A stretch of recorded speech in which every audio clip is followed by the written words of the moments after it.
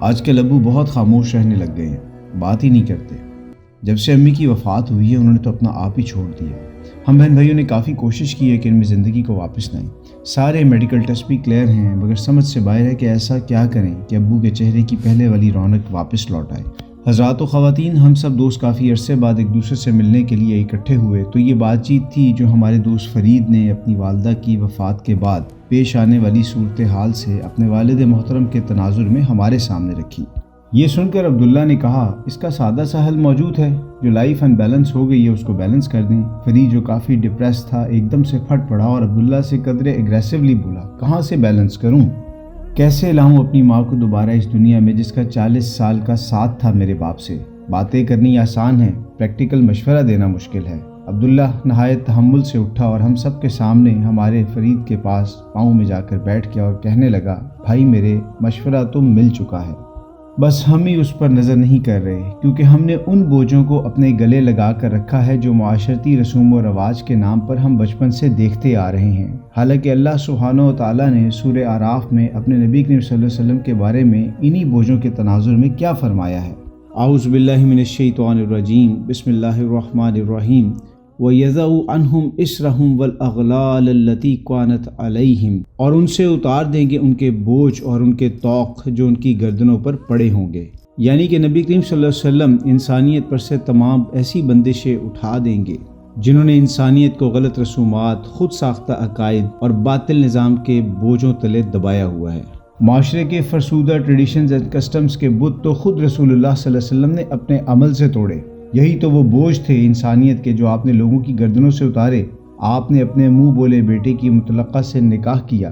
کتنا شدید social pressure تھا آپ صلی اللہ علیہ وسلم پہ کہ اللہ تعالیٰ نے سورہ احزاب کی آیت 37 میں یہ فرمایا، وَتُخْفِي فِي نَفْسِكَ مَا اللَّهُ مُبْدِيهِ وَتَخْشَى النَّاسَ وَاللَّهُ أَحَقُّ أَن تَخْشَاهُ، اور آپ اپنے دل میں چھپائے ہوئے تھے وہ بات جسے اللہ ظاہر کرنے والا تھا اور آپ لوگوں سے ڈر رہے تھے، حالانکہ اللہ اس کا زیادہ حقدار ہے کہ آپ اس سے ڈریں صلی اللہ علیہ وسلم۔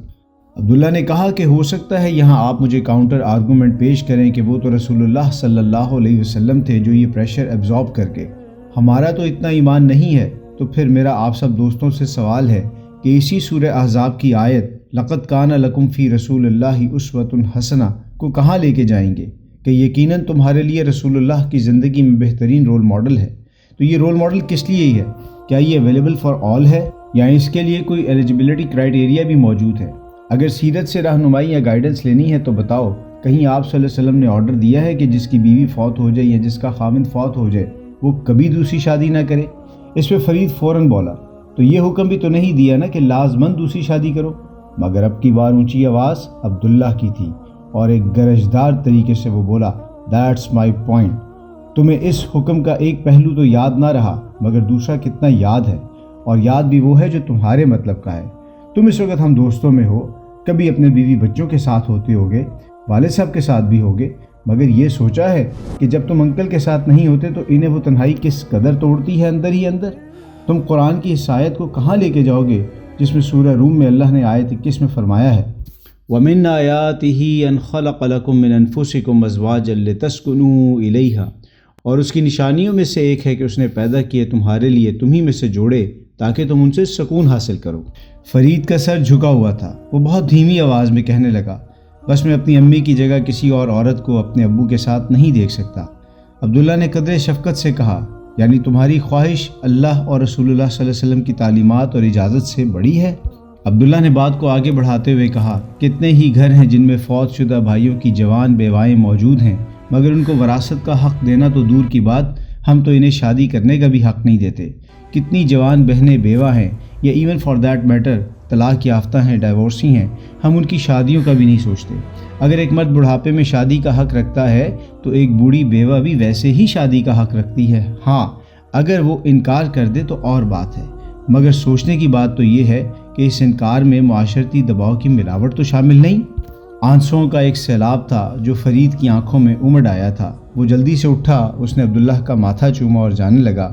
ہم نے جانے کی وجہ پوچھی تو بولا ابو سے ان کی شادی کی بات کرنے۔ السلام علیکم ورحمۃ اللہ وبرکاتہ۔